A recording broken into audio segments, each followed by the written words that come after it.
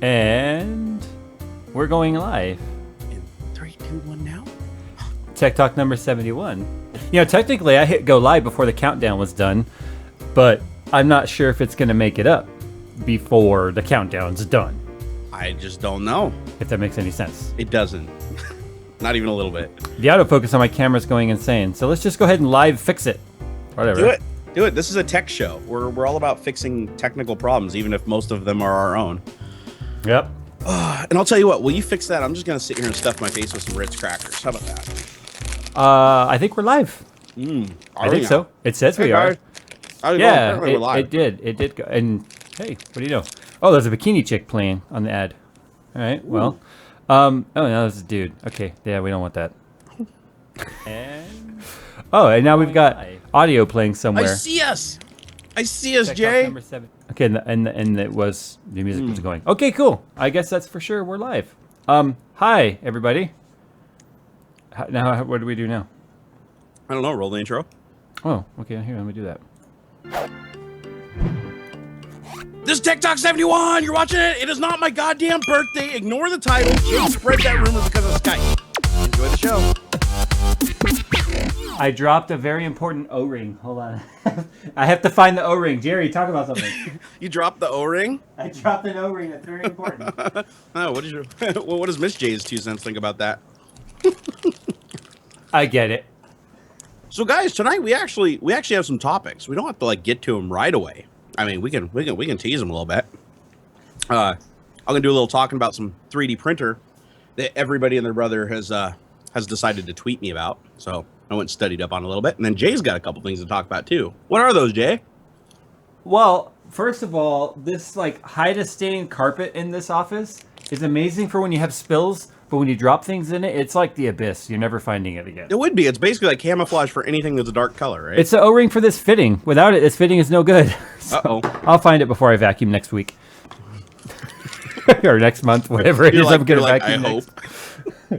No, I got a few things to talk about. I thought maybe we'd talk about what Logan was kind of raging about with Comcast quietly rolling out bandwidth caps to all of its customers. I've heard about this secondhand from people tweeting me. I haven't read any stories on it, but there's a lot of people that are really, really pissed about this. Well, these are people who apparently went to their their own reps and was asking them and were getting this information from Comcast themselves. But then I read an article today saying Comcast is rolling out 2 gigabit fiber. So I don't know. Well, I guess you kind of have to have a bandwidth cap when you're giving everybody 2 gigabit. I mean, everybody will download the whole internet every 24 hours if you let them. Yeah, I don't think everybody's getting it. But I know I ain't. Out here where I live, I'm lucky. I just got some rusty copper wires hanging over the fence. That is a terrible thing to call Mrs. Barnacle. Hey. What are you Still trying to figure out how that should be offensive. What are you eating? You eating on live? Ritz bites, dude. I haven't eaten today. That's my problem, dude. See, I wake up in the morning. I don't eat anything. I just drink. I think this morning, Miss Barnacle made me a couple eggs. It was 2 eggs, scrambled, and some tea. And I haven't eaten since. 2 eggs scrambled in your tea? No. They were in a separate cup, Jay. Well, I'm not a monster. But that would have been efficient eating, though. That would have been. Just blend everything up and just shoot it down your gullet. Yeah. I didn't do that. I'm just gonna get a NutriBullet and stick it on my desk and just put hamburgers and pizza in there and pour put a stick of butter in there. No, Mrs. Barnacle has to chew it up for you and then regurgitate it down your throat like a bird. I think there's videos. That in the bedroom, I think there's videos of people doing that on the internet. That's terrible, dude. There is. There's people. There's videos of people pooping on each other. I'm not gonna say I've seen them. Yeah, I've seen them. You just confirmed it. Yeah. Well, they would have known by the look on my face that it's true. What was that? Two girls, one. God, please! Oh God, no! No! Whoa! No! I censored myself. No! Got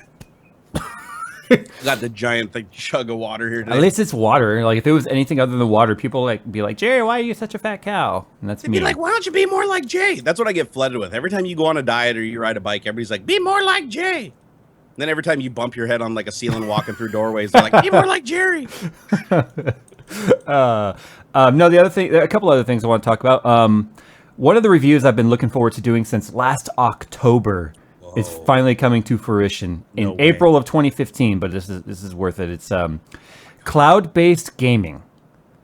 Now you've heard of cloud-based computing, VMs, cloud-based video editing. A lot of the Hollywood studios do cloud-based stuff where you have a central. They had cloud-based gaming. What was that? What was that service that failed horribly a couple years back? The one where you literally played games like over terminal server. It was like they had like their little client, but you were running the game on the cloud, and it was just sending the video game footage to your computer. I don't remember the brand. I had discussions about this brand. That brand has failed, as you mentioned. Yeah, it did. It went under horribly because they just couldn't get enough bandwidth for anybody to have a good experience. But I'm guessing that wouldn't be a problem now. Like, I don't know. I mean, this company is Leap Computing.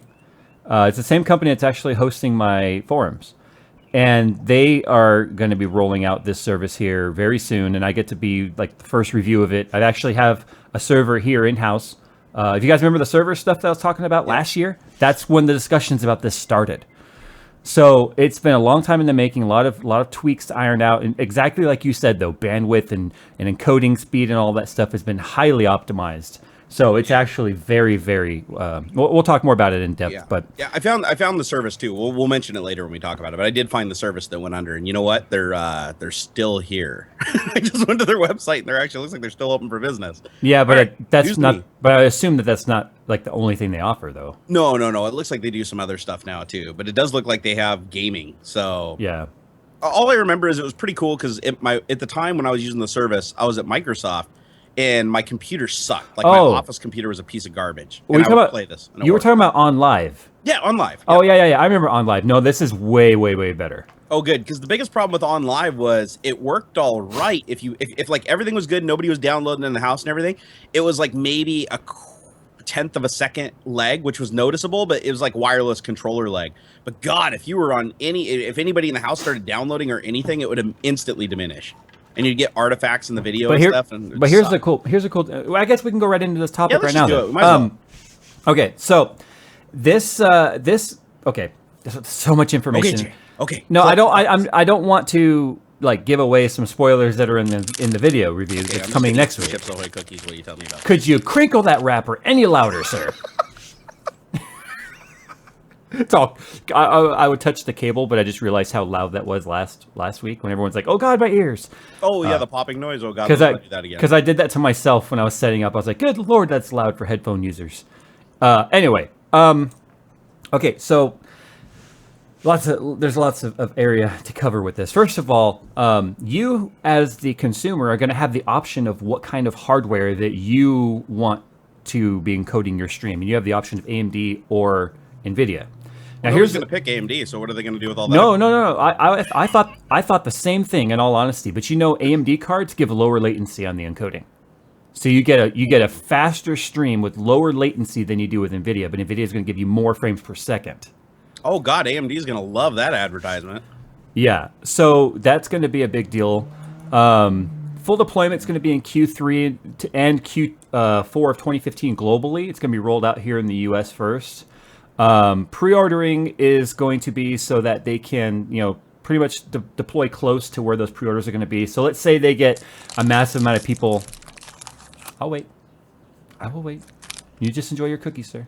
Okay, go ahead. Jerry eating cookies, big surprise. So anyway, I love you, Jerry. You too, bud. You eat them vicariously for me. I do. Okay. So let's say a ton of people sign up on the East Coast. They're gonna deploy servers on the East Coast first, if that's like where the majority of their their customer base is going to be. So they're kind of crowdsourcing where the biggest demand is for this right now. Right. Okay. But the cool thing is whenever you connect to it, let's say when it's fully rolled out, the cool thing is whenever you connect to it, you're going to automatically be connecting to whatever the most lowest latency data center is to you. So it's not going to be like you're in California, you're always connecting to New York. It's not going to be like that. You're always going to get the lowest latency option. That's going to be basically it's going to be across the entire data center infrastructure for them. Mm-hmm. So you're always going to be connected to the best possible solution. And it's going to resolve all that when you connect to the host. Are they just supporting computer gaming, or are they going to support like console gaming too, like OnLive did? I don't know exactly how much I can or should talk about that, but that's fine. But I do want to say that handhelds are going to be supported in this as well. Ooh, wow. Okay, so this is some next level shit compared to OnLive then. Yeah, it is. Because I know all they supported at the time, I believe, was Xbox 360, PlayStation 3, and computer, and that was like it. There was nothing beyond that. Well, no, let's say you could theoretically be playing your PC game on your Android. That'd be badass. Because think about it, really, all you have to do is decode a video signal. Oh yeah, and you can already do that today within your just your local area network, using like a shield or something like that, or, you know, and using like what is it, the Mirrorcast technology and stuff like that, or what is NVIDIA's proprietary technology? Oh, the grid. Yeah, it's like, here, let me open it up here. GeForce Experience has it, where you can basically stream your game from your PC to like your laptop somewhere else in the house. Oh, I thought that was, no, it's not grid, is it? It's also, oh, here it is, right here. The Shield. Oh, Game Stream. Yeah, games, but that only works with NVIDIA cards on specific like games and stuff. Right, it's only NVIDIA cards. It's only NVIDIA Shield and the NVIDIA gaming devices. It doesn't even work universally across all Android, which is stupid because the fucking Shield's an Android device. But this is anything. And here's the cool thing: you don't have to use it just for gaming through their client. You connect to what looks like a desktop, like a regular desktop. You could even do your video editing up there. Whoa! So this is going to be like, I mean, can you select your operating system and everything too? I don't have an answer to that. Okay. But I do know the demo that I have is Windows environment. But it's like terminal service where you basically do take control of another system. Full control. But you're using some proprietary video streaming technology instead of like RDP or something where it's basically just no. It's not remote desktop protocol. Okay. It is a proprietary client. That's cool because the neatest thing about the service, like with OnLive, is they used a very, very proprietary video codec that nobody else could use. It was their own in-house codec, and it could rapidly, it could change bit rate in an instant. It was variable bit rate, but not trying to maintain certain resolution. It could even step down the resolution instantly while you were playing a game without a hiccup. Right. And I remember the biggest problem with that was more often than not, it would step down to some shitty resolution. You have artifacts all over the place, and nobody wants to play a game like that. But here's the cool thing about this service, though. Without getting too much into details and kind of undercutting my own video here, is you take control over whether you want it to be a balanced connection, a high quality connection, or a low latency connection. So you actually have some control over it. You do have control over it. That's smart because because like with the OnLive thing, I would have rather been like, drop me down to 30 frames per second. But listen to this. Resolution. In all of their preliminary testing, in order to get 1080p 90 frames per second stream, you only need anywhere between 2 to 4 megabit connection.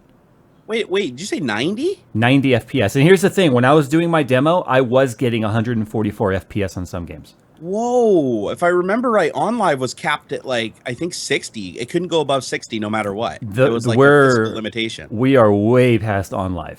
And you said what, 2.5 megabit a second? The 2 to 4 megabits per second for 1080p 90 FPS. God, that is insane compression. Yeah. And here's the thing. When I was demoing it and I was playing around with it, I was even on the phone with the company. I spent a lot of time, even in Call of Duty Advanced Warfare. Yeah, I was playing Call of Duty Advanced Warfare right now. Hey, I played it too, and I made a video called "It Sucks" and eat shit, and I still play it. No, here's the thing. I was able to play an FPS over the network, and this was, we're talking cloud. So, and first-person shooters are the first place you're going to notice latency, and that would be the last thing I would recommend ever playing over the cloud, but it was People doable. Literally go to corded mice just because of latency. Yeah, so of course, if you're a diehard FPS gamer, you probably aren't going to be playing FPS over the cloud. But racing games, like we were doing some grid, MMOs, MOBA, some of the stuff is very, latency intensive. But the thing is, let's say you're a traveling person like I was for work. Right. I didn't have a gaming laptop, and I hated that I couldn't play games.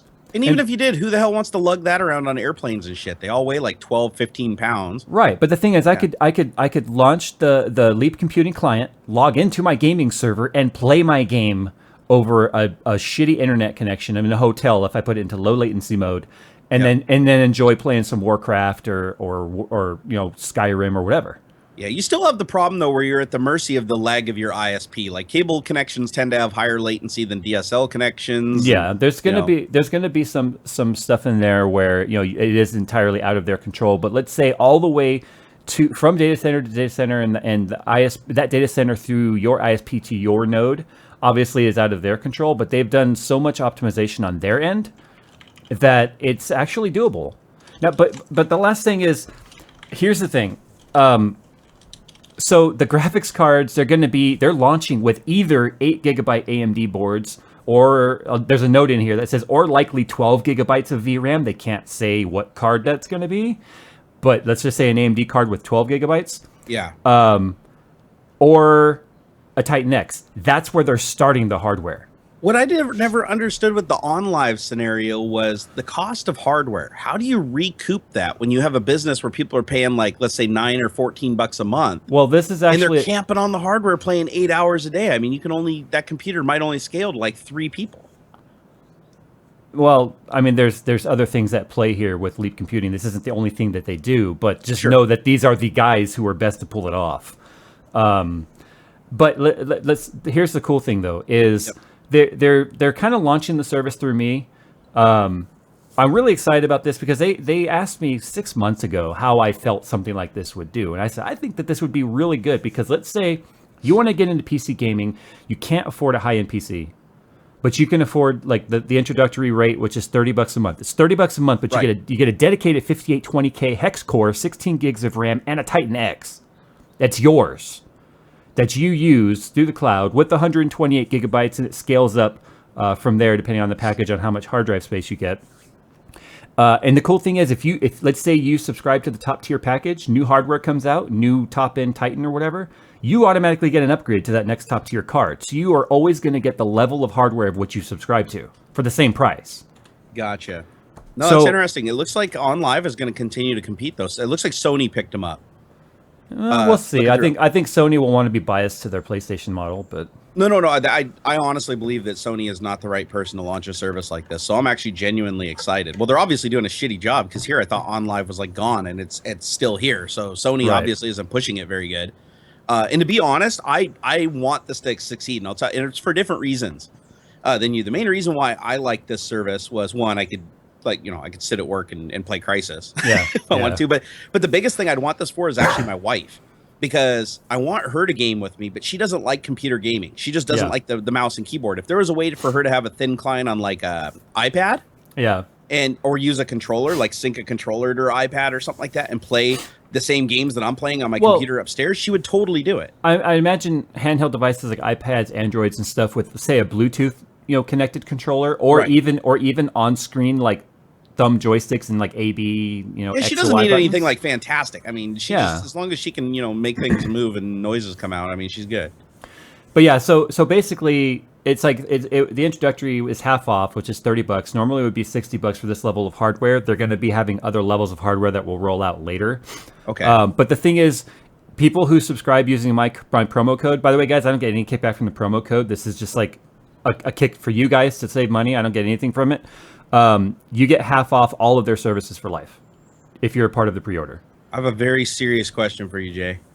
Can you get them to give me a free lifetime account so I can just use their service and never ever pay for it? I think you would be a perfect person to review this when it's ready, because I think I would too, because honestly, of your knowledge of the infrastructure of the WAN. Yeah, no, I come from a networking background, so that would actually be pretty cool. But I'd also like it because a lot of the reason why I don't game is because when I'm up here in the nerd cave and I'm on the computer, I'm constantly working. If I could sit in bed down there while my wife's like reading her book or whatever, and I'm sitting there with headphones on playing a game on my iPad with a controller, oh my God, sign me up. I'll do it.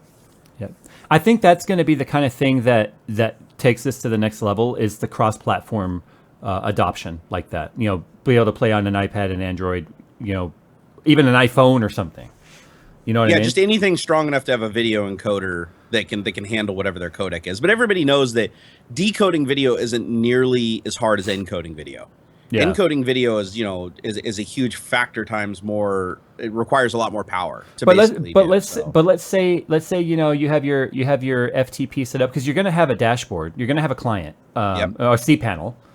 And let's say you set up an FTP, you record your videos and send it up to the cloud. You can now edit that from anywhere, do all the horsepower on a dedicated machine that will allow overclocking, by the way. Cool. They told me they will allow some overclocking on this server. they're gonna be going in the room in the morning, like half the systems are gonna be on fire, all the fans are failing. But here's the thing. You go to work, you pick up editing right where you left off, and you encode it on the server, you upload it from a data center connection to YouTube. Well, I've done that before, like on my local area network, like where I sit down in bed on my laptop and I just TS to my computer to finish editing a project or post it, and it works good. But I've tried it over the internet before, like using RDP, and you run into a huge problem, and that is the way RDP works. The video encoding and compression sucks. Like you'll get like even on a really good internet connection, you might get like 10 frames a second. No, are you ready for this? Shoot. This is the last thing I'll say about it, and I'll save the rest for the video, which is coming next week, by the way. And I'll talk all about the promo code and stuff. Like I said, this is like a JayzTwoCents next week, where it's actually next week, or a Jerry next week, where it's like really 3 months down the road. No, it's a Jay's next week. Trust me. It's a Jay. Okay, I was just checking. I'm excited about this. This is one of the few things I've truly been excited about since I started YouTube, because this is a way for anybody to enjoy PC gaming, even if you can't afford that level of hardware, because you could do this on a basic laptop. Well, I was legitimately an OnLive subscriber for 6 months. I paid the full fee. I didn't have any deal. So I loved the service, and I actually used it pretty frequently. Surprisingly, mostly for playing Team Fortress. Was it Team Fortress 2? Because they had that on there, and it ran really good. It was their lowest latency game that you could run on their service. But it was nice because you could literally just go anywhere where there's a computer. I mean, the damn little 5-year-old Dell down at your library played fine. So I'm really pulling for this. I hope that it works. But the early sign up of $30 a month to get the 5820K hex core, 16 gigs, and a Titan X. I see some people are like, $30, holy shit. But think about it. It would take 2.7 years just to recoup the cost of that one Titan as an end user on your $30. So they're actually giving you a hell of a deal for that level of hardware. Well, look at it a little bit of a different way, too. It's like you're actually getting full control of this computer. That's where it's different from OnLive. OnLive, you had to select games from their proprietary UI. Yeah. So you're getting full control of that PC as if you own it. Yeah. So I look at that more like paying a subscriction for cable, for instance, or something like that, a higher value. You basically are leasing a hard piece of hardware in a rack. Is basically what you're doing. Assholes from just hosting web servers and stuff on these. Well, I asked that question. They actually have proprietary software that's going to be looking for these processes and killing them, the ones that are not allowed. So you can't run like torrents on there or like Counter-Strike servers or things like that. Okay, no, that actually makes a lot of sense, because I'm thinking for $30 a month, that's a pretty sweet deal to go just drop a web server on there and a SQL server and just go to town. No, you can't, because it's going to be searching for those processes and we'll kill them. What about people running like miners and stuff like that? I'd imagine that they're just going to evolve the process when they find people doing shitty things. They're just going to add it to the list of shitty things. Yeah, this company's pretty well set up with automation to look for this stuff. I'm not going to set up like a Zifter coin miner or something. Yeah, I can't go into like details because then we're getting into NDA territory. But trust me, they're set up to give you the best experience as well as keep people from abusing the platform as well. But I saw a couple people over in the comments say that Sony is actually going to be discontinuing the OnLive service, which I tend to believe since they haven't advertised it at all. Yeah. So I bet you they just acquired them to steal their tech. But the last thing I want to say though is this service upgrade proof. Diago Almeida just said. That's the thing I was just going to say is at $30 a month for life, because if you sign up using my code, you get that half off services for life. 2.7 years to pay for the Titan. But let's say you're a year and a half in, a new Titan launches. You paid for that top tier. They're going to go through and upgrade all of their hardware. You mean 3 months? Whatever. No, it's about a 15 to 18 month cycle on NVIDIA top tier cards. That's true. You told me that before. So a new Titan comes out. It's not like you're stuck to that hardware like, oh, I wish I had the new Titan. You get the level of service that you subscribe for. You subscribe for the top tier hardware, a new CPU comes out, a new graphics card, you get it. You get automatically updated. So you're always on the cutting edge.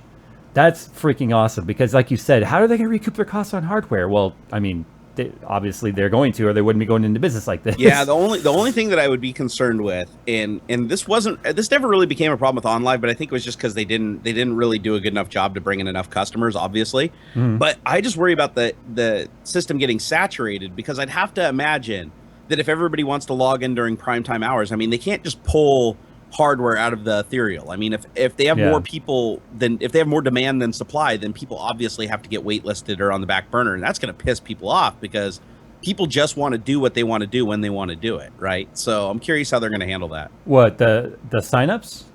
Yeah, like too many people on. Like, let's say it's 5 p.m. and I want to play Crisis, and I log in and it says, sorry, we're at capacity. Trust me, it's not going to happen. But how can they afford enough hardware for every single person to have one machine dedicated to them? I can't answer that, but just trust me, it can. Jay's like, God damn it, NDA, no. No, I adhere to my NDAs, but you just need to understand that they can. They can. That's crazy. There is not the engineer in me is like, how does this work? But there is not going to be But you said wait. You did say earlier though that they're partnering with the graphics companies, right? Like ATI and Nvidia. Well, I would assume that they're getting like mass purchase rate, something like that. I don't know. Yeah, dude, they'd have to be doing. There's something going on. I can't wait to hear about it though. You've got me genuinely excited about it because they're basically solving a problem that I look at as not solvable. So I'm curious now. Well, let's just say that they had this idea kicking around internally long before they talked to me. They talked to me about it, and then it was pushed back quite a bit from when they first talked to me to get various things ironed out. But you're basically saying when I log into the service, I'm not going to see like the online graphic like kind of sticking out from behind their graphic a little bit. No, but you mentioned earlier the low frame rate and how you had a hard time navigating the desktop or whatever because it was just super laggy. Yes. Okay. When I first launched the client, it brought up their it kind of looks like RDP, but it's not because it's proprietary. But it brought up the Windows Live tiles. Yep. As a full screen window on one of my left panel, and when it happened, I thought, what the hell? I didn't hit the Windows key. And I started hitting the Windows key, and mine started popping up. I'm like, what the hell? It took me a minute to realize that the sharpness of that window and the frame rate was actually the stream. I did not realize it was the stream. That's how sharp it was, and that's how smooth the mouse movement was. Well, obviously, if they're playing games over it, I mean, it needs to be sharp. So I hope that they would do that. There's no loss of fidelity or response time or latency from the desktop itself. Wow. No, this is cool. This is legitimately cool. Yeah, I think at some point I'll try out some of the cloud-based. I'll install my Adobe stuff on it, try out my cloud-based editing, and see how that goes. The part that will take the longest is getting the raw footage up there. But the cool thing is, if you get raw footage up there, and let's say you have an editor in another state, he could log on and edit your stuff.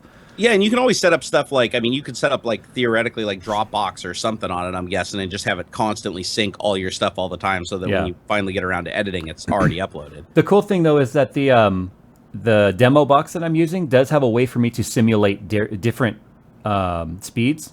Mm-hmm. So I can throttle the connection to the box.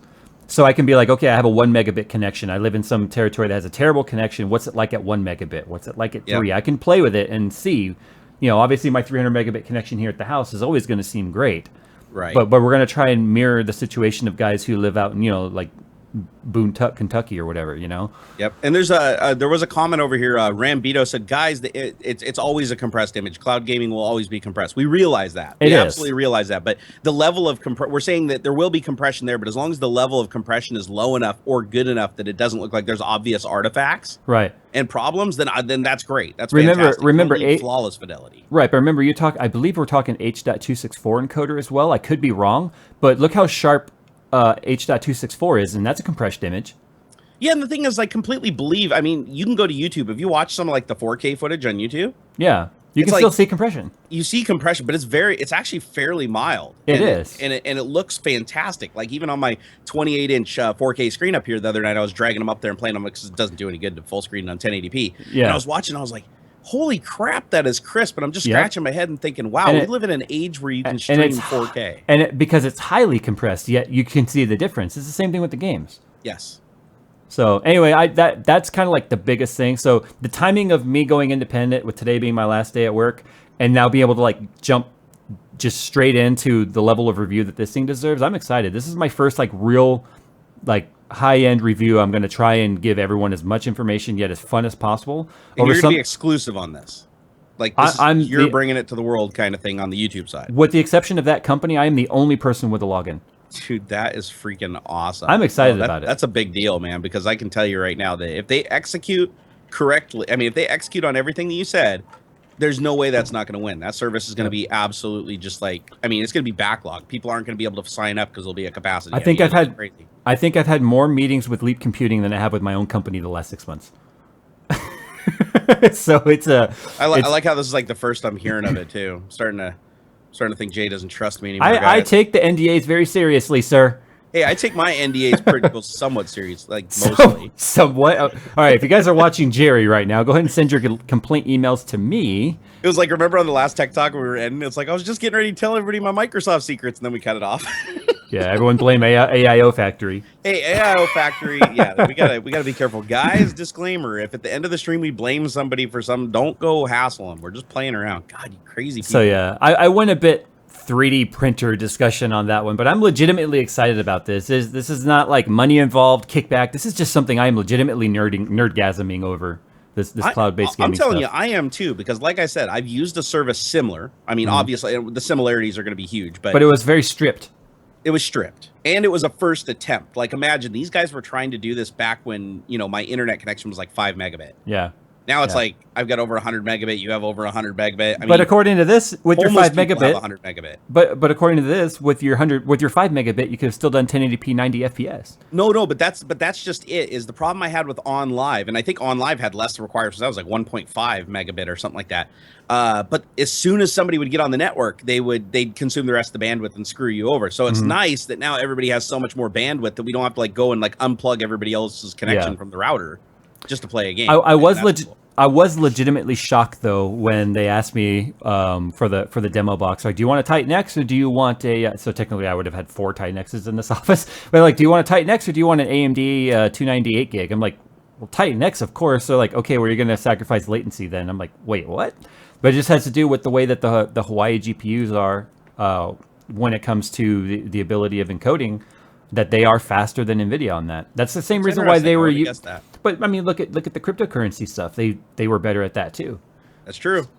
You're absolutely right. I mean, there is a lot of differences under the hood. A lot of people don't realize that is that the calculations end up at the same place in the end, but how they get to those is radically different. Yeah. So the last thing I have to say about that is this. There. All right. Okay. I played a fart sound. So since Jay got a little 3D printer on us with that. Sorry, I was excited, sir. For you guys that don't know, this all dates back to when we were on one of the Newegg live streams, and I pretty much just talked about 3D printers for like ever and ever and ever, and they couldn't shut me up. So now we consider that going 3D printer. So I'm actually going to go 3D printer right now on a 3D printer. So you guys I get a lot of messages on Twitter. I get a lot of messages on Facebook from you guys asking me, what is a good starter 3D printer? What's a cheap 3D printer? God damn it, Jerry, stop reviewing really expensive shit we can't afford. And not just 3D printers. But anyways, the bottom line is Kickstarter recently, a company went on Kickstarter and they started this printer. It's called the Tico 3D. And I got flooded. I mean, I bet you I've received 300 or 400 tweets and emails. Couple dozen emails on this in the last 3 days alone on this Tico 3D. So I went and checked it out. And because another thing is I like to review things before I recommend them to people. So obviously don't take this as a recommendation to buy the printer, but this is what I know about it so far. Is somehow this company has figured out a way to create a very, very user-friendly, easy-to-use 3D printer that's only going to be $179. It has a very small build volume. It can't be good for $179. I know, that's the first thing I thought in the 3D printing world, $179. Like a year ago, you couldn't build a 3D printer for $179 if it was held together with like, gums and like cat shit. I'm laughing. Couldn't do it.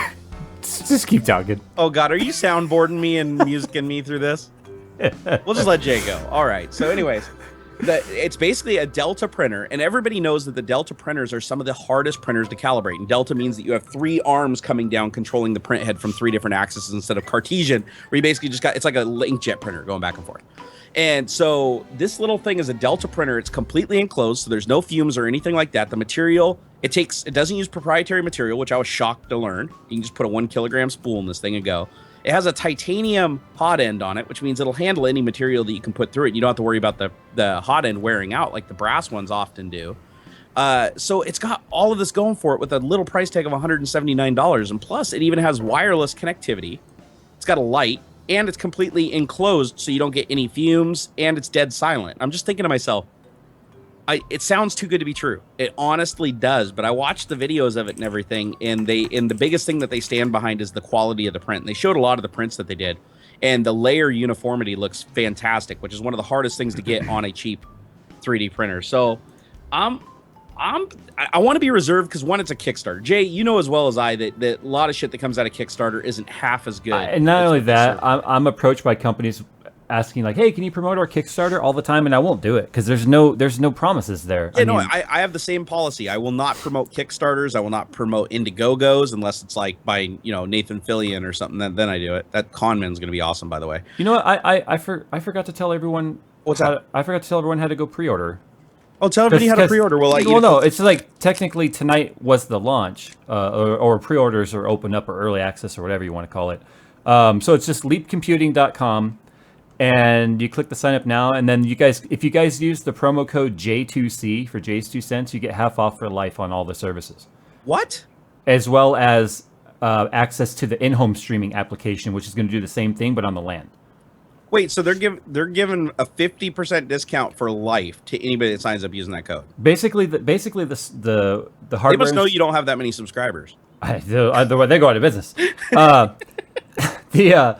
The normal price for that hardware I mentioned is $60 a month, but $30 a month is the pre-order, like pre-sign-up price. That makes a little bit more sense. Like right. 60 would have been what I would guess. Okay, that makes a lot more sense now that they can get that hardware. So 30 is technically half off, but the thing is, if you just signed up without my J2C code, then you get the 30 for that service and that's it. But more services they roll out in the future because they're actually going to be doing a portfolio of cloud-based stuff for gamers. Anything they roll out in the future, you get half off as well. Can you unsubscribe at any time too, or is it like locked in 6-month year contract? I believe it's month to month. I don't see anything here about contract. If it's month to month, I mean, everybody should just jump on that, even if they don't like it and they drop it in a month. Just because, God, you're never going to get 50% off on anything for life. Yeah, no, I just brain farted and I forgot to tell everyone that people were asking in the chat, like, how do you sign up or when is sign up? It's available now. So Jay's like the most horrible marketing guy ever. He's like, yeah, we got this really, really cool thing and I'm not going to tell you how to get it. I'm not a marketer. I'm a reviewer and I didn't do my review yet. Hey, part of reviewing is marketing, buddy. All right, go back to your $179 so back printer to there. where I left off on this thing. So the printer, some of the things that make it really, really unique that they claim, and it does, it sets it apart from any other printer out there, is it's a unibody construction. If you guys want to look it up, it's actually Tico 3D on Kickstarter. And otherwise, I would show you pictures and stuff. But, unfortunately, Jay's driving. But this printer basically does not have a cooling fan in the print head. They created this passive cooling system. They call it the liquefier, where it's basically circulating air around the print head in a way that it's not cooling the print head down, but it's still solidifying the material. How? Because I mean, when I was up with you, I watched you doing printing, and that's when I realized I wanted nothing to do with it. I mean, if the temperature is not perfect, it's boogering everywhere. If it's cooling, I know it's half art and half science. Like you saw me, even with all my experience, I still have to mess with it sometimes. Yeah.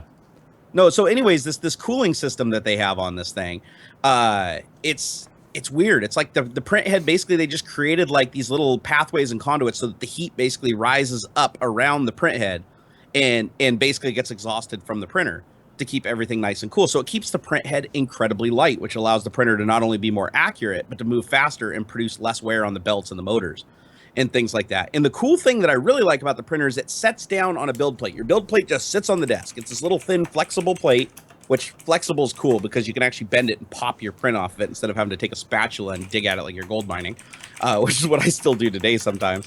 But it doesn't. The only thing I don't know is it doesn't look like it has a heated build plate. That's the gripe that I would hit with it, is I don't see any cords going to the base, so it doesn't have a heated build plate, which means printing things like ABS and stuff like that is going to be incredibly tricky. But still, for $179, you have a fully enclosed printer that's not loud. It's not going to make any noises. When you want to take your print off the build, you just lift the printer up off the build plate, and your thing's just right there, ready to go. I think this is going to be, for a $179, it's going to be a big deal. And plus, the software that they used was pretty cool. They're not just using they do use, it looks like, a proprietary software. Are you going to review this, or are you going to contact them? I already contacted them. I'm just waiting for them to get back to me. But this thing just looks like, this looks like it's small enough that it would fit on anybody's desk. It looks good. It's aesthetically pleasing. It's $179 freaking dollars. I mean, the cost of like 3 or 4 spools of good material. And that's the cost of the entire printer.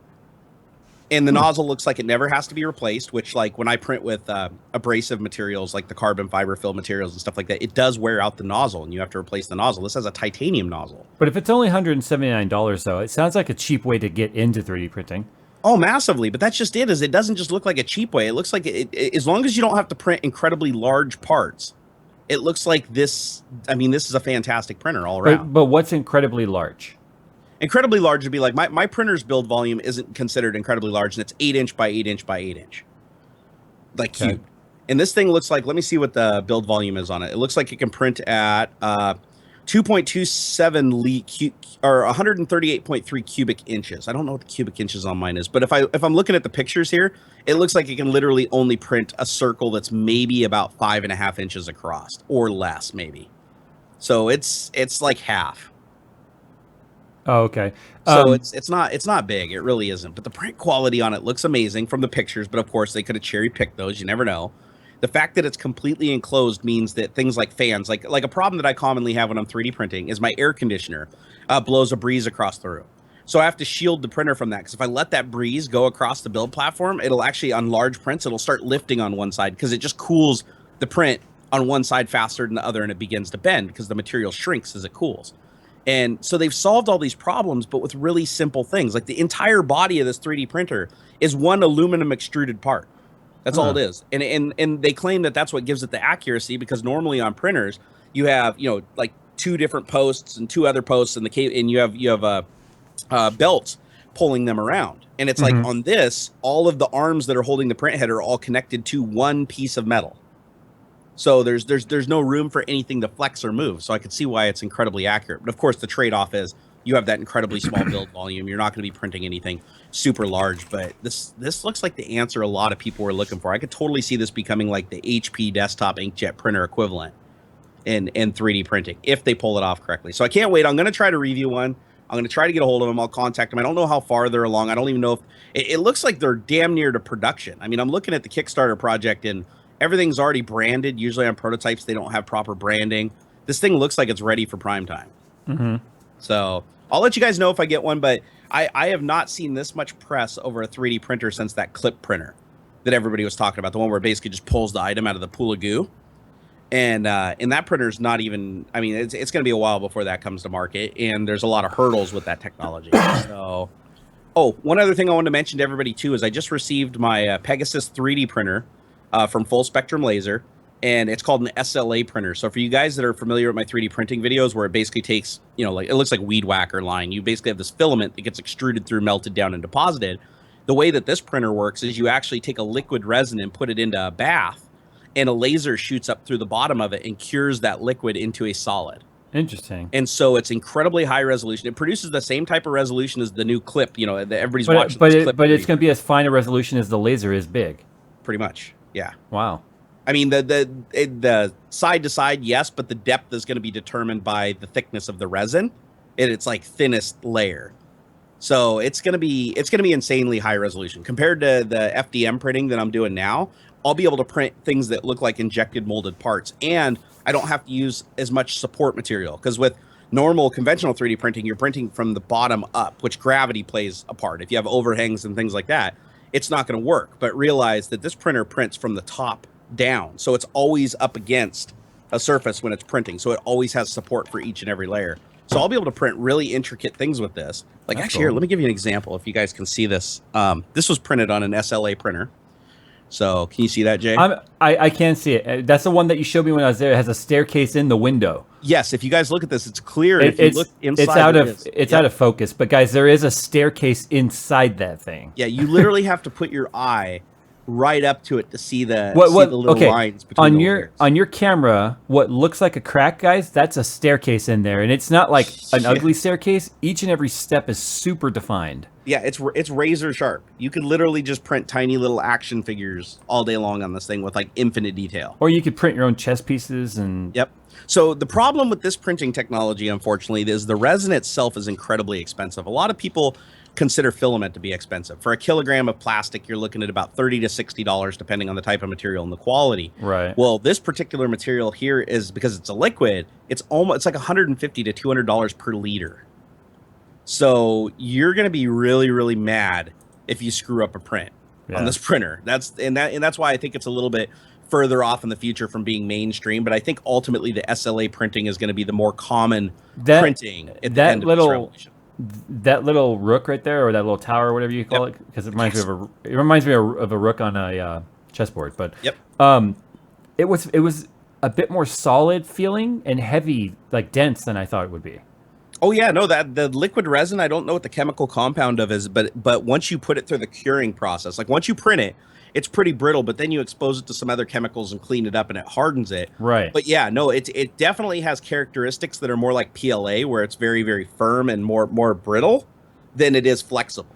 Right. Obviously, you're not going to be like, printing, things that flex like a crossbow or something using this material. But that's the other thing that I just read about, is that these resins, there's companies that are working on new formulations of these resins that'll have different properties, just like the filament-based printers. I mean, you're going to have, the liquid ooze that bends like rubber, that cures in rubber. I mean, that's going to be insanely cool. But until there's a huge enough demand for it in the consumer market, the prices aren't going to come down. So I see someone in chat that said, "Why the hell did they print a staircase?" That's just a resolution demo. I mean, they printed a staircase because it's a transparent item, and a real castle would have a staircase, because otherwise, how the hell would everybody get up to the top? Yeah, I'm dropping more water cooling parts. No!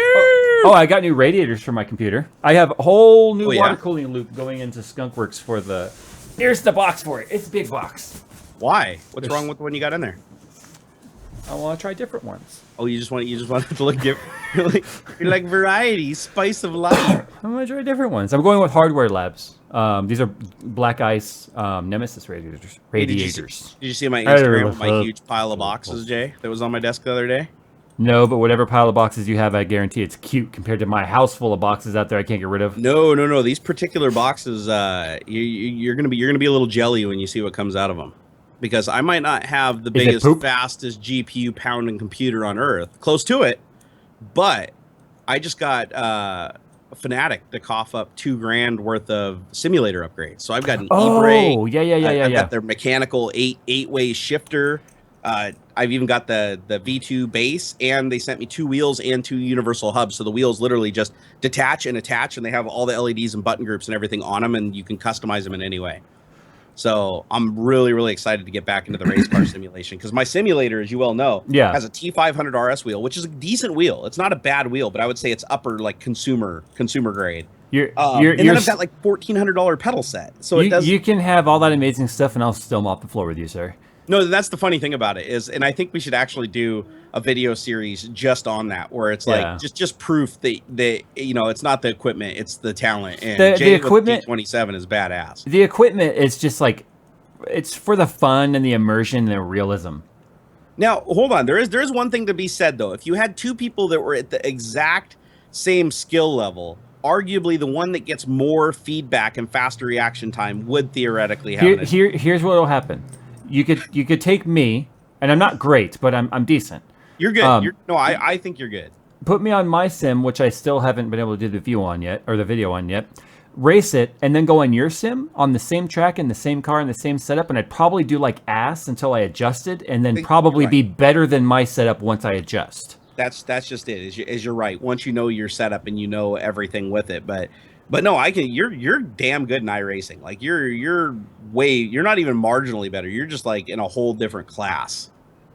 Well, that kind of surprises me though. That kind of surprises me though, considering how good of a driver you are in real life from the amount of how many hours you have behind the wheel already. That's what cracks me up, is a lot of people see these videos and they're like, "Oh my god, I hope you don't have a license." And it's like, guys, I'm actually like a rally certified driver. I could go build a Group N rally car and go enter the rally tomorrow. When I went up to your place and we went to Oregon and stuff, you got on your car quite a bit. You had some fun on some hard turns in the rain, and I had full confidence in your driving. Yeah. No, so I'm actually a very, very good driver in a real car, but it's because the feedback from the car is there, and it's the simulator. The feedback's not there, and for some reason, I just never really adjusted to that, and I need to put in a lot more hours on the simulator. Now, granted, your car was not the first all-wheel drive car I've ever dealt with. I mean, obviously the GSX, but your car's setup is so different than the GSX was. Jerry was like, "Oh, look, let's go down this 25-mile-an-hour ramp in the rain, and let me show you how you torque steer." Let's show you how all-wheel drive torque steer here. Yeah, Subarus, you steer them with the gas pedal. You don't steer them with the steering wheel. Just suggests the direction. The gas pedal actually does the work. It's kind of like a motorcycle, right? You don't steer it by turning the handlebars. You lean. No, it's true. With us, it's true at any car. We can lean in your car and we're turning it. We just lean and turn that sumbitch. Okay. So good. So I'm going to respond because I sent some messages to Leap getting some clarification. People want to know how long the promo code is good for. It's good. And if Jerry can get a free lifetime subscription just for shits and giggles. I think they're watching, so they can answer me for you. Anyway, call me. Call me, Gage.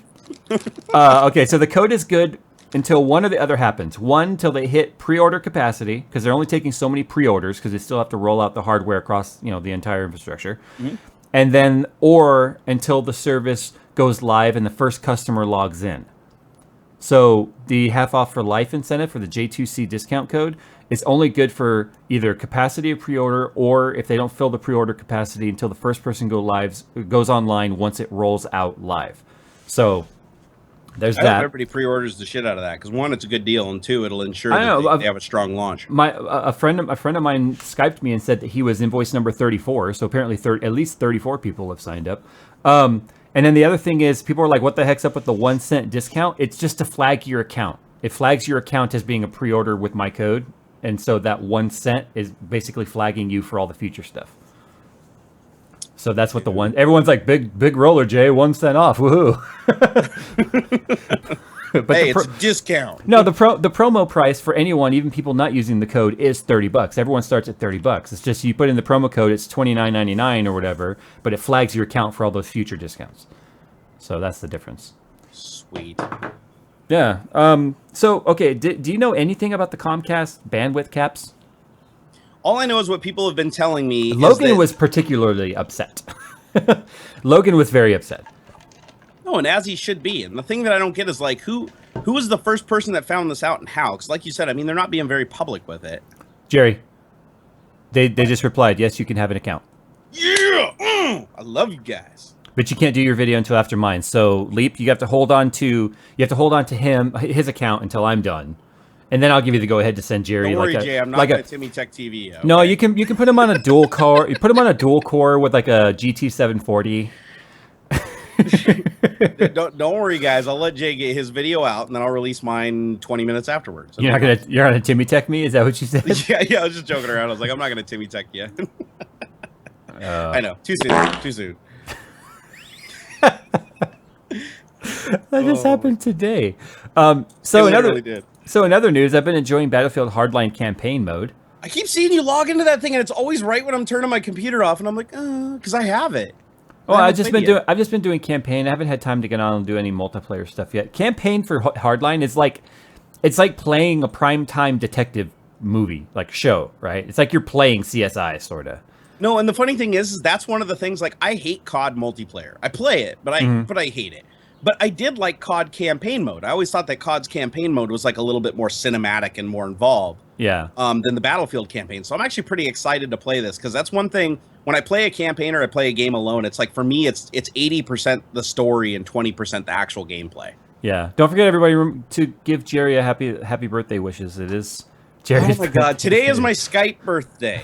Okay, apparently I have 2 birthdays now. I didn't even know because I just punched in random numbers. Why? But I get about 100 windows on Skype this morning, and every single one of them says happy birthday, happy birthday. I literally had to go through like 100 windows and cut and paste oh my God, it's not my birthday, guys. Why? Okay, first of all, why are you lying to everybody? Do you have a problem with everyone knowing you just turned 36? The funny thing is, I don't have a problem with anybody actually knowing my birthday. It's October 30th. It's the day before Halloween. What I do have a problem with, though, is my real birthday being on a Skype account because people get really, really crafty finding Skype accounts, and they'll find ways to look at profile data for the users and go through and find birth dates, and they'll be like, okay, we got to find a Jerry, and then we got to find a Jerry that lines up with this date and this city. And I mean, they go all Sherlock Holmes on your shit. So that's why my Skype name isn't my name and my birth date isn't my birth date. Okay, and my status is I have a huge wiener. Guys, it's not really Jerry's birthday today, but it is Fractal Josh's birthday. So everyone head over to Twitter and give happy birthday wishes to @FractalJosh. Yeah, @Fractal Josh's birthday is today. And he was actually a little offended that I stole some of his thunder. So please just apologize to him and say, hey, Jerry's really sorry that he was making fun of your birthday by pretending it was his. It's actually Fractal Josh. So, head to Twitter @FractalJosh and no underscore or anything. And everybody wish him a happy birthday. It's not every day you're born. There you go. I just put it over in the chat for you guys. So yeah, Fractal Josh's birthday. Wish him a happy birthday. Tell him, we love him. He's a good guy. And we need more tall people like him on this planet to reach light bulbs and shit. Okay. He moonlights as like an overpass light bulb changer. He literally does. He moonlights as scaffolding. That's like what he goes for. Like on Halloween, that's his costume. He's just scaffolding. Yeah. So, Jay, do you have any other topics to talk about, or should we start taking some questions from the Twitter sphere? I think it's time for us to turn our brains off. All right, it's time for some Ask TikTok. Howdy-ho. All right, let's see here. Ask TikTok. Okay. Ooh, people asked things. Yes. Really? Real questions. Okay, so here we go. I'm going to actually start at the bottom this time so that everybody that started early. Really? Is Edsel really in here watching? Because he just wished happy birthday to Josh. Why is Edsel Did he really? Here? Oh, my God. Doesn't Edsel have editing to do? Oh, my God. Edsel, if you're not busy, can you edit my stuff? Yeah, can you edit mine too? Just remember though, I need a minimum of 300 jump cuts. Please edit Jerry's. He needs it more than me. I do. Dude, forget I asked. Well, Jay, I know you didn't watch my epic 6-box nerd block unboxing, but I think I broke the record for jump cuts on that one. I didn't count them, but when I zoomed out of the timeline, I could see more black lines than I could color. I saw that you had uploaded it. I didn't get a chance to watch it though at work today because I was too busy cleaning out my desk. You're too busy just flipping the finger to the man, going, "See ya." No, it was a very somber goodbye. How's it feel to be your own boss for like the last couple of hours? Is it pretty tight? You know, honestly, there hasn't been enough time for anything to set in yet. You're gonna wake up tomorrow just crying. You're not. I want my job back. I want my job back. You're gonna go through. You're gonna be like me. You're gonna go through like the whole year, and then like tax time's gonna roll around, and the IRS is gonna be like, you owe us $73,000. You're gonna be like, I want to go back to work. No, not me, because I've already planned for that. So you're smart. You're a smart one, Jay. I could learn something from you. Remember, it's just business, bro. It's just business, bro. It's just business. All right, let's see here. So, let's see, 1 hour ago. Hold on, go back. Okay, there we go. I got the first one. So, here we go. Tosh Bosch HD asks, who found who first? Jerry found Jay or Jay found Jerry? You found me. I found him, and I fangirled over him because he was bigger than me. And not like and just, I mean, he was bigger than me, but he was at the time because I was only like 250. Jerry only likes people who have bigger channels than him. That is a bullshit lie. That is a bullshit lie. I just mostly like people that have a bigger channel than mine. Well, remember, you jumped from me to Chris Perillo when you passed me. That's true, I did, didn't I? Yeah. But hey, I still mess with the squashing guys are like, you know, and then only use me Blade, and then Woody's gamer tag, and then I mean, God, don't. I won't even bring up what's possibly in the future because that one's just everyone's gonna shit a brick. I want to, but I won't. Actually, that fell through, so we can't talk about it. Unfortunately, it fell through. Yeah. So anyways, guys, I've been talking to PewDiePie, and he was gonna do a joint 3D printing project with me in my mini factory, but because he was supposed to be in Seattle, right? Yeah, he's still gonna be in Seattle. He'll still be here. But he's not doing the project. He's not doing the 3D printing project because he just doesn't have time. He's not really comfortable with his 3D printer yet. Yeah. So he didn't want to commit to such a big project. He was going to create another Stormtrooper suit right alongside me. And it's unfortunate that he couldn't do it, but I totally understand why. The guy's like ridiculously busy. Yeah. But that would have been cool. And another kind of weird thing that happened, actually, this is kind of out of left field, but you guys know how I operate, is I might actually be on the radio. I had an interview with Como. They're basically a local. They're Sinclair Media. They own a ton of stations and everything. But Como, I think, is their main deal that they do. And here in Washington, they have an AM and an FM station, and they want me to be the host. I thought I was going to be a co-host. They want me to be the actual host of a technology-based show every Saturday from like noon to 1, where I basically answer callers' questions. Like they call in with like computer questions and ask me about software and 3D printing and all that stuff. And I basically answer them on the air from like a radio studio. So I was like, that's pretty cool. So I'm going in to do a test here in a couple of weeks where they're basically going to just go through a dry run with me and record it and everything. And then they're going to try to get the show all sponsored and everything. But I thought that was pretty cool that like I got approached by Como and they're like, one of their executives was like, yeah, hey, you'd actually make a good radio broadcaster. Yes, everyone, my air conditioner just clicked on. Sorry. It's California, and it's like 90 degrees. And I saw your tweet about what there's like a water restriction going on right now? Mandatory water restriction. All those water restrictions you saw me showing last year, like, you know, during the ALS challenge and all that stuff, that was all voluntary? Voluntary. Now it's mandatory water restrictions. Oh, so like the police are like watching for people like in their yards. Golf courses, cemeteries, parks are all on mandatory restriction. They're not allowed to water more than like one time a week or something like that. Wow, just like barely enough to keep it on life support. But the thing is, here in the desert, trying to keep grass that's not natural desert grass alive with one watering a week, it's not going to happen. You're going to start having brown cemeteries, brown golf courses. All of the reserves here have dried up. There's a main pipe. There's main pipes that bring in water from other states. Those have dried up. So California, you know how they used to say California was going to break off into the ocean during the big one? It's just going to break off into the ocean now because it's dehydrated. Oh my god! So California's just going to start floating out to sea. Okay, so they want me to finish my story on how I met Jay. Anyways, Jay was right. He was the bigger channel at the time. I was just a little guy. I don't remember exact numbers, but I know we were like 10, 20,000. We were in there somewhere. I remember the numbers. I don't know why you can't. I keep what are the numbers? Give us the numbers. I was at 17 and you were at 12. Wow, we were that small. Yep. Hard to believe. I don't mean that like there's probably some people out there like 300 subs. They're like, you asshole. No, because you started bugging me in July of 2013. And it was just before I turned my 1 year anniversary of the channel, and I hit 20,000 just before my anniversary. And I remember when I remember your first message to me, "Hey Jay, we've got similar sized channels. I think you're great. We should chat on Skype." I remember. And then you were like, "Hey Jay, hey Jay, look at me, Jay." I tweeted him so much, guys. Jay, look at me. Every chance I got, tweet him. So here's the moral of the story. Jay, follow me. Jay, follow me. If you want to get Jay's attention, just tweet him like 1,000 times a week, Jay. trying to get him to collaborate. And then I was like, okay, fine. So I followed him. And it was like DM, boing, boing, boing, boing, boing, boing. Okay, I'm not gonna say it was that bad, but pretty close. It was pretty close. I was pretty excited because you're growing YouTuber. You're trying to find other YouTuber friends. And ultimately, I basically just strong-armed him into talking to me on Skype, and he finally gave in. It was just, literally, if the timing had been off an hour, Jay and I probably still to this day wouldn't know each other. No, I don't know. D-Man Duck had a lot to do with our meeting.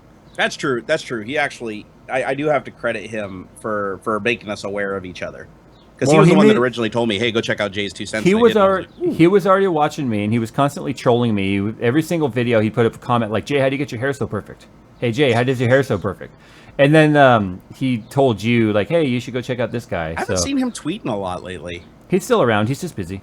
Is he just busy? Okay, because I was going to say, he used to be, like, the top tweeter, like, by far, and I haven't seen nothing from him. No, he's still around. But, yeah, so you basically... Oh, by the way, my dad said he's still patiently waiting for your phone call, sir. Tell him I am so sorry. I totally will. It's just going to be a little bit longer. You know he has a YouTube channel now, right? Yeah, you were telling me he has a YouTube channel, and he's like, he's trying to get a computer built so they can do some programming. I already built the computer for him. Sweet. Did you just tell me this? Is it slower than McCallan's? No, it's faster. He's got a AMD FX 8320. What AMD? Oh, you gave him the AMD? I gave him the AMD. No, he had a budget to work within. He actually had to pay for those parts. I wasn't able to give him parts that were in here, but yeah, I don't know if he has any videos yet or any channel art or even a icon, but he's got his channel. You know what he called it?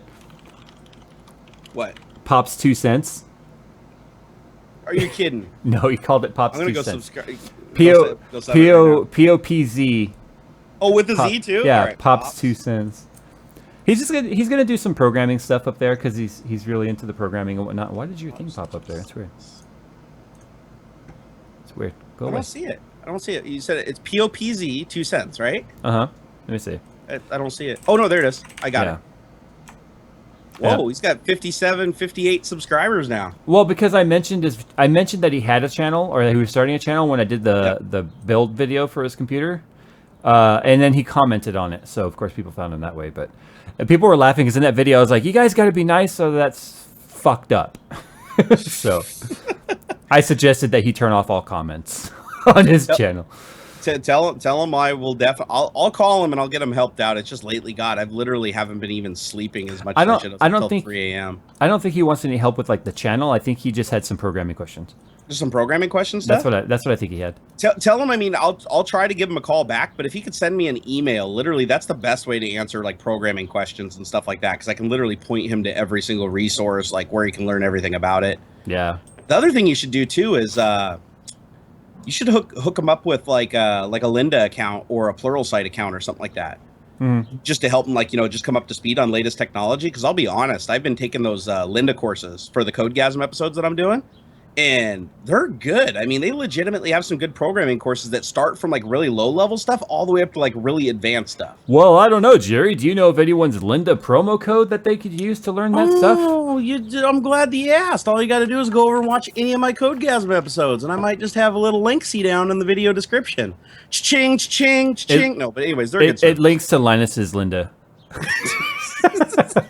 I find out like 6 months later. I'm like, why can has money? No. Oh my God. No, that's cool. I'm actually glad that your dad's getting back into that. And plus, since I'm doing the Codegasm stuff, there might even be some like crossover there, depending on it. I don't know. Is he gonna do like super low level stuff, or is he looking to like do like? I don't know, honestly. I mean, he's always done like a lot of web development and stuff, but he's not been elite on coding. Mm-hmm. But at the same, I mean, he's 71 or 72. I don't remember exactly how old. He's in his 70s, and he's still trying to stay on top of this stuff. That in itself is commendable. But you guys got to be nice. He's 72, and he does slur his speech a little bit because he's had 2 strokes, and so you guys have to be nice. If you guys, he's literally like the nicest guy I've like ever met in my life. Like he's the kind of guy that you can sit down and just talk to about anything for hours. He's awesome. But he's also the kind of guy that he's also Navy weapons instructor. Taught me how to shoot. Taught me hand to hand. And taught me how to knock that bully out in my draw my life. So yeah, you gotta be nice to the guy. Good guy. He's earned the respect. All right, so let's see what other questions we have here on the Ask TikTok. Yeah. Let's see. Okay, Sorry. So David Van Dorn. What? I accidentally started the music very loudly. Oh. Oh, are you putting music by? Okay. Yeah. Ready? Is the music sufficiently playing? Okay. It is sufficiently playing. So, let's see. So, David N. Van Doren says, "Can you please say hi to my wife, Erin? It's her first time watching." Hi to my wife, Erin. It's my first time watching. Hi to my wife, Erin. Let's see here. Ask Tech Talk from Reviews by Gary says, "Have you seen Fractal Josh's video playing Farming Sim?" No. Farming Sim is pretty epic. Josh apparently is playing farming. He linked a video, and it's obviously him down in the corner. Okay, I did not picture Fractal Josh as the farming type, but all right, I will definitely be favoriting that and watching it later. Let's see what we have. Okay, so we have at Alt Horizon says, "When are you going to print more GoPro accessories? You promised." Oh, is that because of what you did for me? Yeah, I think I did promise, didn't I? I don't remember. I do. No, not in your video, but I think I did. When I printed the original one, I think I promised to do that. All right, so here's what I'm going to say to you, Mr. Alt_Horizon. I just got another GoPro, so now I have 2. I have 2 GoPro Hero Blacks, and I'm going to be using them for the 3D printing project for the Stormtrooper. And in order for me to use those, I do have to print 2 special brackets to put them on the printer. So I will do a video on that. So at least you'll be getting 2 new brackets at some point, hopefully in like a month. That'll have to do, I think. All right, so we got Mini Bird Ask Tech Talk. What do you think of NVIDIA's April Fool joke, the Titan Mini? Did you see that, Jay? I stayed off the internet on April 1st because my head explodes. Does it? All right. Well, not only that, I also stayed mostly off social media because of the amount of people tweeting me thinking they were reading real articles. It was actually kind of sad. Well, I did the the obligatory I quit YouTube tweet, like yeah, but it was so obvious. And people still take it no, they took it seriously. I still got like 4 emails from people, and one guy even wanted to like send me a donation to help me out. I was like, dude, no, it was a joke. It was a joke. That's the problem with Twitter is sometimes people miss the follow-up, even though it was like only like a minute later because I couldn't drag it out. Or yeah, that's the thing. No matter what, is it the Titan Mini by NVIDIA? I'm trying to find this because I want to see this now. A lot of people have been linking me to articles saying NVIDIA is postponing the 980 Ti till after summer and this and that. If the 980 Ti comes out, great, but I still don't think it fits in the lineup very well. Yeah, what is with the Ti? Because, like people just got a rage and nerd boner over that Ti branding. I don't know. I mean, the thing is, according to all the leaked specs, the only difference between the 980 Ti and the Titan Z is 980 Ti is still a GM200 according to the specs. By the way, let me reiterate that this is allegedly that it's the exact same core GM200, the exact same number of CUDA cores, the exact same 384-bit memory bus, the exact same number of ROPs, but only 6 gigabytes of VRAM versus 12, and that's the only difference. And the rumor is supposedly $599 launch price. I don't understand why NVIDIA would undercut themselves like that. Nor do I think that they would launch it so close to the price of the 980 or the standard 980, undercutting all of the custom boards. I don't think they would do that. It doesn't make sense. I think you're right. I think that the TI's vaporware. That's this round. That's still my story. If it does launch, I will say, okay, fine, I was wrong about that, but I would still reiterate that, or I would still hold my position of I don't think the card makes sense. Oh, then here's a follow-up question for you then. Zyme says, I know that the MSI R9 270 is pretty powerful for a cheap card, but how much performance do you gain when you go crossfire? So I guess it's kind of like the whole crossfire versus SLI. It doesn't scale 100%. Neither does SLI. So which scales better though? Because I've heard rumors that like ATI cards scale better. It really depends. I mean, it really depends on the profile of the game you're playing. I mean, when you see people take two 980s and two 290s and put them, or let's say at the time the 780 Ti's in SLI against 290Xs in Crossfire, they just traded blows depending on the game, and then it became fairly obvious which game developer was biased towards which card developer company. So that's one thing I think a lot of people don't realize is the SLI and the Crossfire is something that has to be supported for the game to really benefit from, and different implementations favor different technologies, different cards, different manufacturers, things like that.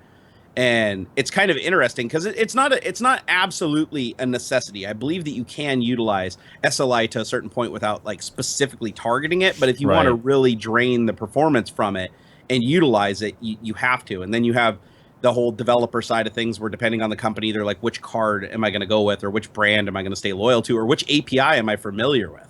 Yeah. You know, and that's kind of like what happens with consoles too. And the real reality is which card company is funneling money into your game development. That's a true thing. It's true. It's true for anybody. If you guys don't think that NVIDIA, the way it's meant to be played, or that AMD Radeon logo that's on the box or the intro screen is free, do you?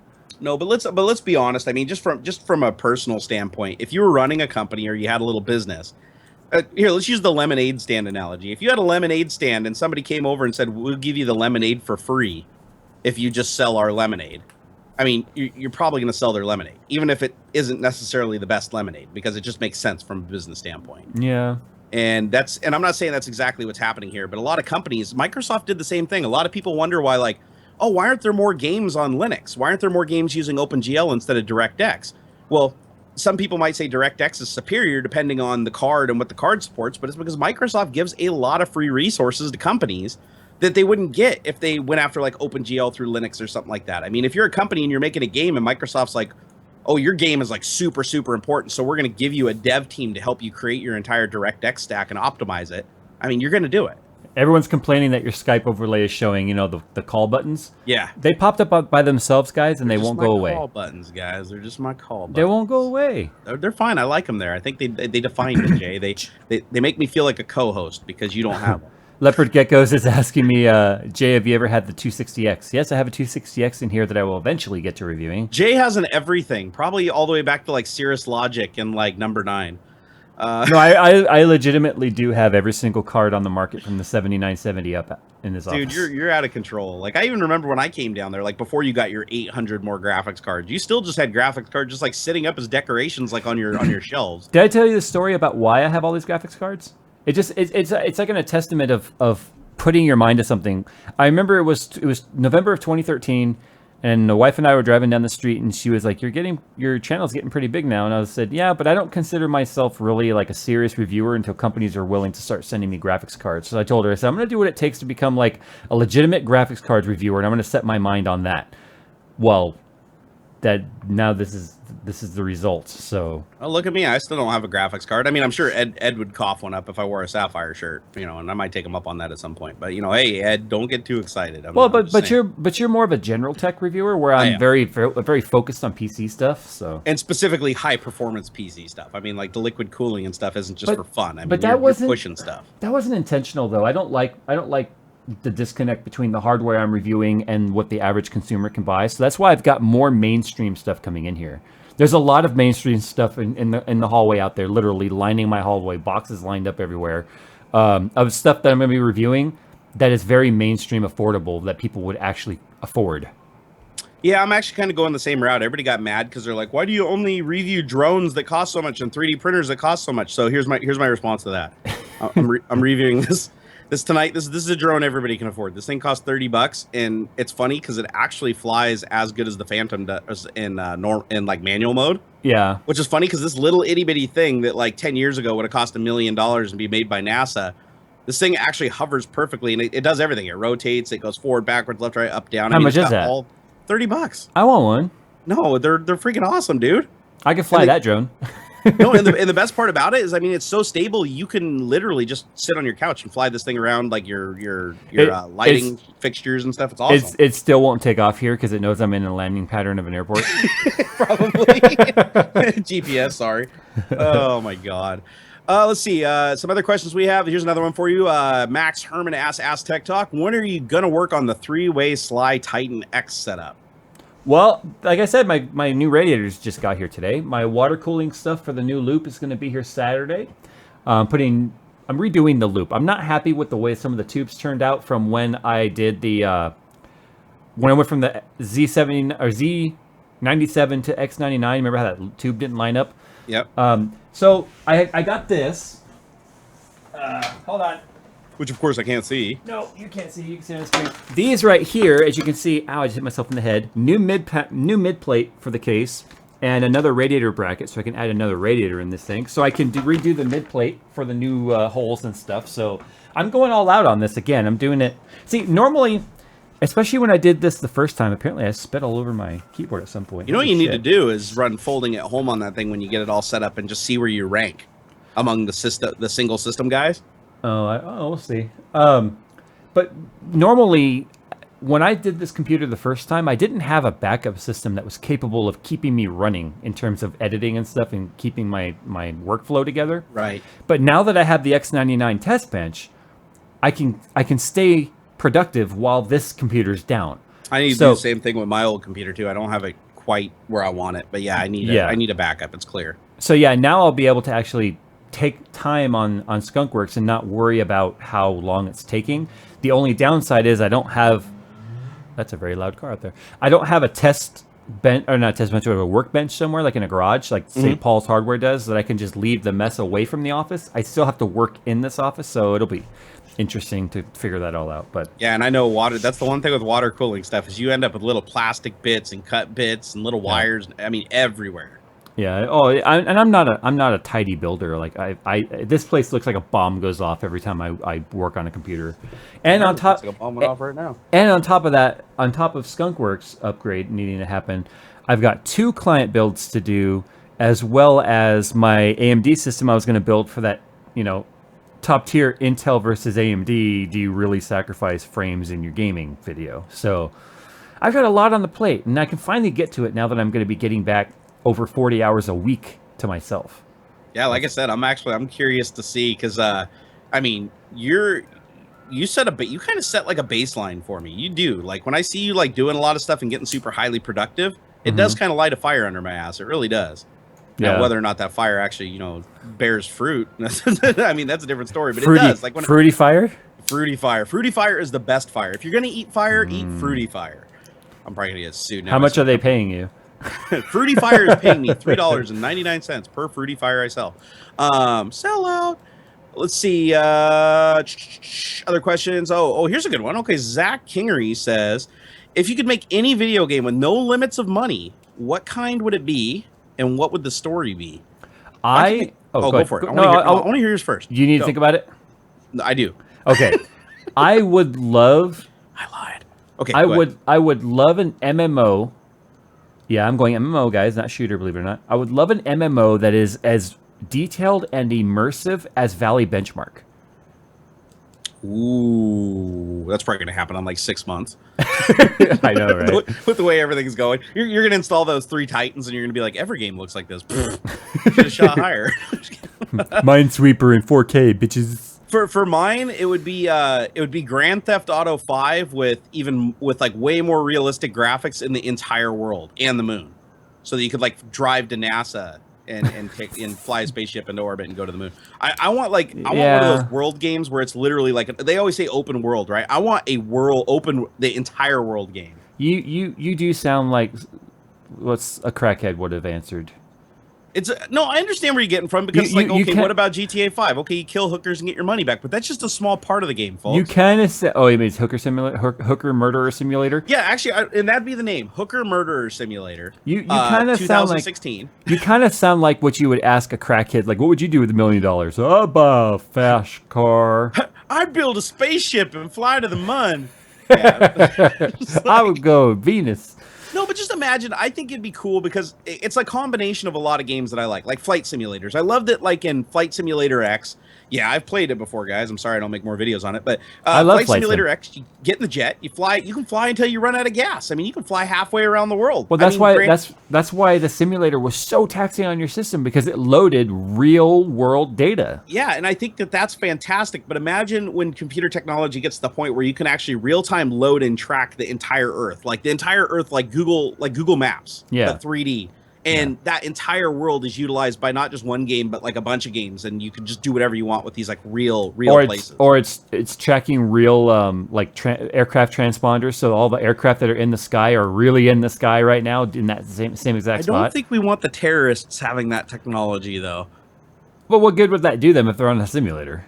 You can already track all of that now on Flight Radar 24. I guess you can. It's all public information, but I'm still upset that Microsoft killed the flight sim dev team. The thing, this is what Microsoft seems to be really good at over the last couple of years, and just that is killing things that are successful to chase after things they suck at. Yeah. Like, yeah, let's kill Flight Simulator, but let's go chase iPhone. Because I'm sorry, okay? I don't like X-Plane. X-Plane just wasn't realistic to me. And then people are going to argue with me on that. I know that. And Flight Sim was the only game I ever modded like to hell. And Flight Sim's probably I shouldn't call it a game. It's the only simulator that you could spend thousands on when it comes to add-ons. Oh, you could literally. And the cool thing about it was the planes, all the controls in the planes worked. Like even like the lights to turn the lights on for the gauges. I loved playing with the little boom boom, like the seatbelt. You know, put it this way: anybody that creates a game that's so detailed that some dude will go spend $100,000 to like build a 747 fuselage in his garage. Yeah, that's a realistic game. Yeah, and plenty of people have done that, and I've considered doing it too. Like, because you can go and Saytech makes all those instrument panels and stuff. Like, if you want to recreate a 737 simulator, apparently you can buy you can buy an actual fuselage from an airplane at some of those the big wrecking yards that they have. Yeah, and then you get them for like $10,000-$15,000. Like, I know that sounds like a lot, but for a freaking 747, like the cockpit, that's and then you're on the NSA radar forever. That's true. No, I was watching a TV show a couple of months ago where a guy was giving a tour his crazy house that he had, and he opens up like the garage door, and it was a Pan Am airplane because he loved Pan Am. He loved everything about Pan Am. So it was like he had all the seats in it, he had the carts that went between the aisles, but he basically walked into his garage and it was like walking from one room into a Pan Am like aircraft. And the cool thing was when he went into the cockpit, he actually had projector screens out in front of it and everything so that your peripheral vision was filled with it, and you just had it kind of on a loop flying through the sky. But I was like, you could totally go put Flight Simulator in that and hook up all the controls and everything. Yeah. That'd be pretty cool. Well, I know. And I even just the other day, I was considering reinstalling FSX and all the add-ons and all the lighting add-ons and stuff. But the only thing that sucks about that game is even when you get into the config file and you start playing around with the affinity and all that, trying to get it to use your extra cores, it still won't use more than like 2 cores ever maxed out. No, there's who are the guys that are working on that program where you could get multiple computers and each one would run one display. So there's a guy that did it so that you could have 5 or 10 different displays all pointed at different places like instrument clusters and stuff like that. And each computer runs one display, and you basically link them up and it syncs them all over LAN. So they're all running a copy and they all sync together, and then they all give you your one visual. Right, but what I mean though is that even with the modified config files, like my 8-core 16-thread CPU would never be utilized by FSX, which sucks because FSX is still all based on single core performance. Yep. And it's like, it's still when you even on a high-end CPU like this, you run AI and all that stuff and all the artificial traffic and all that. It just hammers even modern CPUs. 6 years later? No, it's been more than 6 years, isn't it? So it's 8 years later. Yeah, and it still isn't smooth. Like, I haven't installed it on William yet, but on my last system, when I installed it and played it, when I cranked all the resolution and everything up to max and detail and load world for that, it was like I was still getting like 13 frames per second with my 680s in SLI. Yeah. Well, but that's the thing is created way before that. It never. If you looked at your 680 utilization, it doesn't use GPUs. It's all CPU bound. Oh wow. FSX is all CPU. Yeah. The only thing the graphics cards would help with a little bit is things like light bloom, but the moment you turned on light bloom, 1, it looked unrealistic, and 2, then your FPS just went in the can. Yeah, it's still fun though. Now you said that you didn't like X-Plane. as much. I remember back when I was looking into flight simulators and I was big into them, the big thing with X-Plane that people liked was the realistic physics.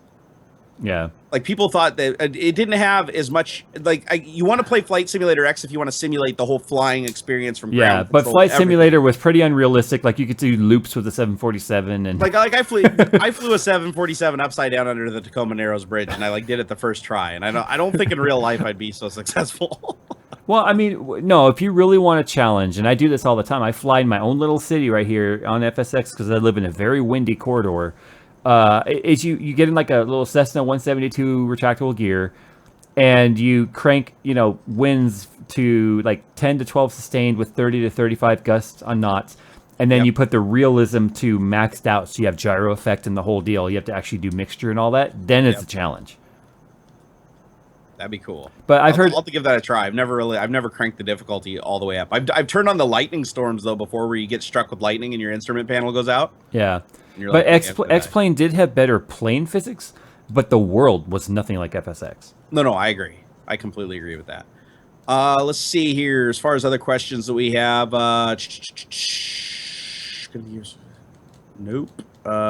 Is Jay ever going to get into Bitcoin mining? No, I have no interest. Yeah, I kind of figured that'd be the answer. Let's see here. What is the best way to avoid the PC arms race? Every time a new GPO comes out, I stress and I buy it. Well, you already answered that in the first part of the thing. You need to go. What was that service called again? Oh, the Leap Computing cloud stuff. Just go get Leap Computing, and then you can just run like a 386 SX16 with like an ISA Trident 8900C graphics card. I understand exactly where he's coming from, though. You become a point where the computer itself is your hobby, not what you do on the computer. So it's kind of like those guys who just love to wrench on their car for the sake of wrenching on their car. So something new comes out, you want it. It doesn't have to be justified. It doesn't have to make sense. But as an enthusiast, you want it. So I know exactly what he's talking about. No, I'm the exact same way. If I could have 4 freaking Titan X's in this rig right now running, I would. Yeah, like, I just would. It doesn't even matter like why or if I utilize them. I just would because it's cool. The Titans I'm putting in this machine, the Skunkworks getting an update again. It doesn't need to happen. It's not necessary. It's a lot of wasted horsepower, to be honest, based on what I do. But Skunkworks is one of those machines that's kind of become a symbol of the growth of the channel. So as the system continues to get more badass, it's happening concurrently with the channel growth. So when you see Skunkworks continue to just get incredibly overkill, to me it's like a symbol of just the successes of the channel. So that's why Skunkworks continues to get upgraded and upgraded and upgraded like crazy. I mean, one of the things I'm doing too. I get that. I genuinely do. Yeah, and like I'm even ripping out the RAM to put in 32 or 64 gigs. I mean, it's just stupidly overkill. It's not necessary, but it's just a constant adaptive living organism over there now. And I mean, it's a pride thing too, just like working on your car. It's like you walk in there and you look at that and you're like, that's the best I could possibly make it. See, Jake Michael says it's bragging rights, but not even, because I don't even brag about Skunkworks half the time. The other half of the time, usually I'm telling people Skunkworks is amazingly overkill for what's necessary. Dude, I brag about shit all the time. I'll make no bones about it. I mean, it's nice to be able to have something really, really nice. We all have that friend that does nothing but show off all their new shit all the time, and secretly you're like scoffing them, like, I don't give a shit about your stuff. Dude, it's like my job. That's my job now. My job is to like show off all the stuff that I have. I know, but I'm not that guy, especially with like in person. It's not like hey guys, look at everything that I got. You know what I mean? It's I never got that from you even a little bit. So, but that's the thing about the internet is people still perceive you that way, even though that's not what you're about. But that's because we put it on the internet because they want to know what we're doing. But I don't go, hey Jerry, look what I got. Like I think you knew the Titans were coming because of social media. So it's a vicious cycle, Jay. Vicious. It is. Here's a good question. I think this is a good one because me and you have a little bit different thoughts on it. So we have Palvan says, we think alike. Does the reward of water cooling outweigh the risk, cost, effort, etc.? Yes. Okay, so there's Jay. Jay just gives you the plain simple yes, because he's water cooling or bust. Me, I've kind of flim-flammed a little, because I have one water-cooled system and I have one air-cooled system. My air-cooled system is quieter than my water-cooled system. It's dead silent.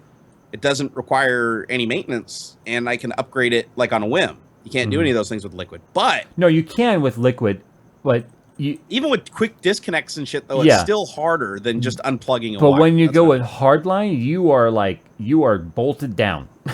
Yeah, you know what I mean? Goddamn, does it look good though, right? Yeah. I mean, it's like I'm with you. Like, I would actually have an even more inconvenient system just to have those hard tubes, just because they're so freaking awesome. Yeah. But the thing with the air cooling for me is the liquid cooling has more potential to go higher with an overclock, because you can actually move more water through a heatsink than you can physically put metal and fans. But I've said it before, a though. Small area. I've said it before, though. That's changing.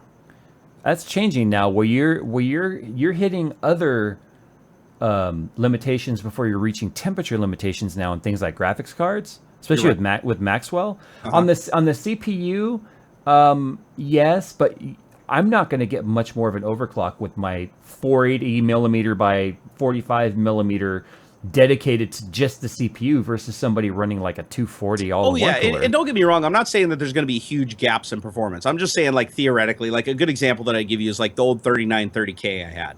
On Liquid, I was able to get the thing when I first bought it. Granted, it diminished over time, but I was able to get it stable at 5 gigahertz. And when I first got the processor, before I put the liquid cooling setup in, I could only get it to 4.7 on air. So I was able to get just a little bit more. It wasn't even, it's significant, but it's not that big of a difference. But the real thing with liquid cooling is it allows you to get cooling to components in very tight, compact areas where you couldn't get a lot of heat sink and big fans. And move all that heat to a different location. Like a lot of people, this is a misconception that I hear a lot, and I don't know if you do, Jay, is that liquid cooling is just makes your computer run cooler.